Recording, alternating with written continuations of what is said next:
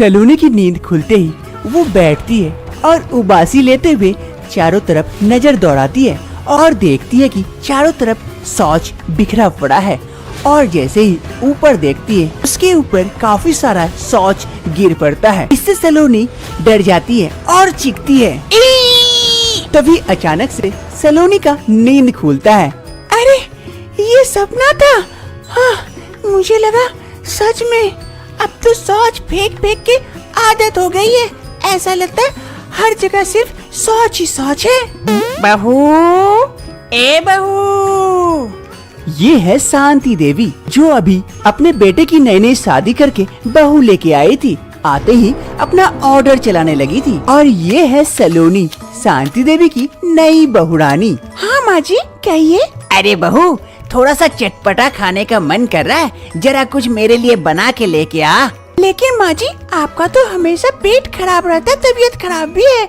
अभी आप और चटपटा खाएंगे तो आपका पेट भी खराब हो जाएगा। अरे बहू, वो तब की तब देखा जाएगा। अभी जा और कुछ चटपटा बना के लेके आ मेरे लिए। ठीक है माँ जी, लेके आती हूँ। सलोनी वहाँ से चली जाती है अपनी सास के लिए कुछ चटपटा बनाने। शांति देवी को हमेशा ही कुछ न कुछ खाने का बड़ा मन करता है, कुछ चटपटा, और हमेशा तबीयत खराब रहती है। सास शांति किचन से अपनी बहू को आवाज लगाती है। अरे बहू, ए बहू। उसकी बहू सलोनी किचन में आती है और आकर देखती है कि सास पकौड़ी तल रही है और पकौड़ी तलते तलते और इधर खाए जा रही है। किचन में घुसते साथ ही सलोनी को एक दुर्गंध सी महक आती है। अरे कितनी बदबूदार महक है। क्या चीज की है? सलोनी उस महक को इग्नोर करके अपने सास के पास जाती है और पूछती है। हाँ माँ जी, कहिए। अरे बहू देख, पकोड़े तल रही हूँ, तेरे को खाना है क्या? एक खा के देख, बड़ा ही टेस्टी है। सलोनी पकोड़े लेने का सोचती है, तभी उसकी सास एक पकोड़े मुंह में डालती है और खाती है और खाते के साथ साथ ही तुरंत एक बदबूदार गैस भी छोड़ती है। अरे माँ जी, ये क्या कर रहे हैं आप? अरे बहू, पेट साफ हो गया। पेट में गैस बनने से बीमारी फैलती है। पेट से निकल गया, बस अब कोई बीमारी नहीं जन्मेगी।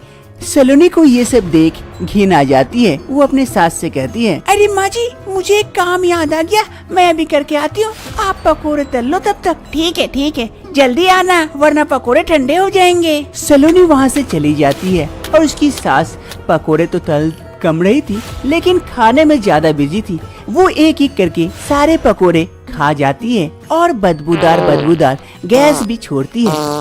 पेट साफ हो गया, अब कोई गैस नहीं है पेट में। हाँ, ये है श्याम प्रसाद जो कि खाने के लिए टेबल पर बैठे हुए थे। कुछ खाना आ चुका था, बाकी आने वाला था। सलोनी खाना बनाकर लेके आ रही थी। इधर सामने उसकी सास शांति भी बैठी हुई थी। शांति के अचानक से पेट में दर्द स्टार्ट हो जाता है। मेरे पेट में दर्द हो रहा है काफी।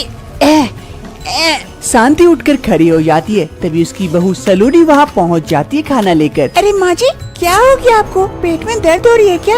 अरे हाँ बहू, काफी दर्द हो रही है, मैं खा नहीं पाऊंगी और लग रहा है। ठीक है, आप रूम में जाके रेस्ट कीजिए, मैं तब तक पापा को खाना दे के आती हूँ। हाँ ठीक है बहू।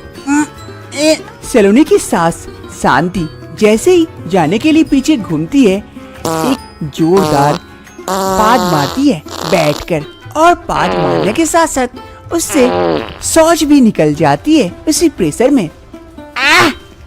अब मिली शांति, अब लगता है पेट खाली हो गया।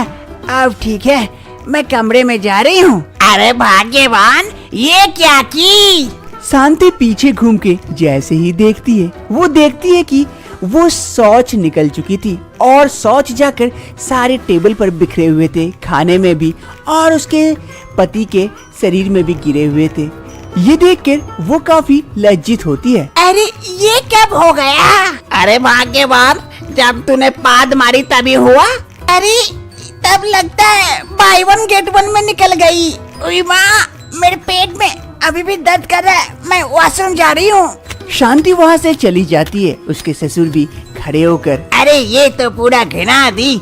बहू देख लेना जरा, हो सके तो दोबारा खाना बना के कमरे में लेके आना। सलोनी के ससुर भी वहाँ से चले जाते हैं और चारों तरफ पॉटी बिखरा हुआ था। सलोनी सोच रही थी, अरे मैं तो सासू माँ को कह रही थी कि और मत खाइए ये सब उल्टा पुल्टा खाना, लेकिन वो तो सुनेगी नहीं। लेकिन यहाँ जो पॉटी गिरा हुआ है, चारों तरफ शौच बिखरा पड़ा है, ये साफ कौन करेगा? मुझे तो घिन आ रही है, मैं क्या करूँ? ए भगवान, ये कहाँ फंसा दी? सलोनी को न चाहते हुए भी उनकी सास का शौच साफ करना पड़ता है। दूसरी सुबह उसके ससुर सलोनी को आवाज लगाते हैं, अरे सलोनी बहू, सलोनी बहू। सलोनी वहाँ पहुँचती है कमरे में। तभी उसके ससुर कहते हैं, अरे बहू देख, ये तेरी सासू माँ ने क्या कर डाला, सारे बिस्तर वगैरह में घिना के रख दी, बड़ा घिन आ रहा है, इसको जरा साफ करवा दे। ये कहते हुए उसके ससुर वहाँ से चले जाते हैं और इधर सलोनी देखती है कि चारों तरफ शौच बिखरा पड़ा है। अरे ये क्या हो गया? अब लगता है मैं इस घर की बहू नहीं, पॉटी साफ करने वाली, शौच साफ करने वाली हो गई हूँ। हर तरफ खाली शौच शौच शौच। सासू माँ को मैं कहती हूँ, लेकिन वो सुनती कहाँ है। न चाहते हुए भी सलोनी को अब ये शौच साफ करना पड़ता है। एक रोज सलोनी नहाने के लिए बाथरूम आती है और आगे बढ़ती है कि अचानक से इसका पैर किसी गीले चीज में पड़ता है। अरे ये वॉशरूम में गीला गीला कचरा टाइप का क्या है? देखो तो। और जैसे ही सलोनी नीचे देखती है तो वो देख पाती है कि उसका पैर शौच पर पड़ा हुआ है। अरे जी जी जी जी, ये क्या हो गया? ये सासू माँ भी जहाँ तहाँ कर देती है शौच। एक रोज शांति देवी किचन में कुछ करने आई थी, तभी अचानक से उसके पेट में दर्द स्टार्ट हो जाता है। मेरे पेट में दर्द होने लगा। लगता है शौच आ गई है, जल्दी से जाती हूँ। अरे नहीं नहीं, अभी जाऊंगी तो रास्ते में हो जाएगा, क्या करूँ? किचन में कहाँ करूँ? तभी शांति देवी इधर उधर देख रही थी कि अचानक से सामने एक खाली बर्तन दिखाई देता है। शांति देवी कुछ और नहीं सोचती है और उस खाली बर्तन में शौच करने बैठ जाती है और उसमें शौच कर देती है और उस बर्तन को फिर से ढक कर छुपा कर रख देती है। अरे बच गई लगता है, किसी को पता नहीं चलेगा। चलो जल्दी से निकल जाती हूँ। डाइनिंग टेबल पर सभी इंतजार कर रहे थे खाने का। तभी एक एक करके सलोनी खाना लेकर आ रही थी। अरे चलिए चलिए, खाना शुरू कीजिए, खाना तो आ गया। अरे सलोनी, तुम भी तो बैठ जाओ, साथ में खाते हैं। अरे मैं तो रोटी लाना भूल ही गई। आप लोग तब तक सब्जियां वगैरह लीजिए, मैं रोटी लेके आती हूँ। सलोनी रोटी लेने के लिए किचन की ओर चली जाती है और इधर उसका पति सोचता है, अरे देखो तो आज सलोनी ने क्या खाना बनाया है। और जैसे ही उसका पति बर्तन से ढक्कन हटाता है, वो देखता है शौच। अरे छी छी छी, ये क्या कर दिया? शौच लेके आ गई सलोनी। सलोनी का पति काफी गुस्सा आ जाता है। तभी उसकी माँ कहती है, अरे बेटा, ज्यादा गुस्सा मत कर, वो सलोनी का दोष नहीं है, वो मेरा ही दोष है। मैं गलती से शौच करके इस बर्तन में रखी थी और सलोनी ने उसे ही गलती से लेके आ गई होगी। छी छी माँ, ये क्या कर दी? बर्तन में कोई शौच करता है क्या ऐसे? छी छी। अरे हाँ भाग्यवान, ये क्या की तुम भी पागल हो गई हो क्या? इतनी बड़ी हो गई तब भी तुम्हें समझ नहीं है कि बर्तन में शौच करके रख दी हो? शांति देवी के पति और बेटा दोनों गुस्सा जाते हैं, वहाँ से चले जाते हैं। शांति देवी को काफी बुरा लगता है और वो फूट फूट कर रो रही होती है। मेरा बेटा भी मुझसे गुस्सा गया, पति तो गुस्सा है, मैं क्या करूं? मैं सोच पर कंट्रोल नहीं कर पा रही हूँ, तो अब मेरा कहाँ दोष है? तभी वहाँ सलोनी आ जाती है। अपनी सासू माँ को रोते देख सासू माँ के पास जाती है और कहती है, अरे माँ जी, आप क्यों रो रहे हैं? आप चिंता मत कीजिए, मैं इसका उपाय जरूर निकाल दूंगी।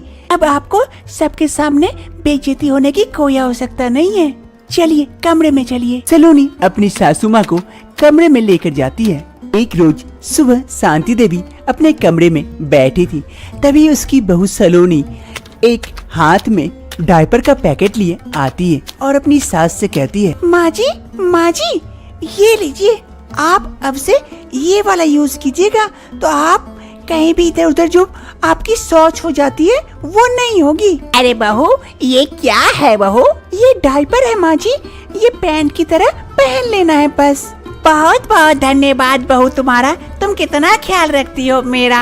जिससे मैं कितना परेशान हो रही थी, सबके सामने बेइज्जती हो रही थी, तुम 2 मिनट में उसका उपाय निकाल आई, मेरी प्यारी बहू। अब शांति देवी और उसके परिवार खुशी खुशी रहने लगते हैं। अब शांति देवी कहीं भी इधर उधर शौच नहीं करती है, क्योंकि वो अब डायपर पहनती है। ये भी एक मटका दे दे। उस मटके में बैठकर शौच करती है। बड़ा आनंद आया। पायल एक बंगाली लड़की है।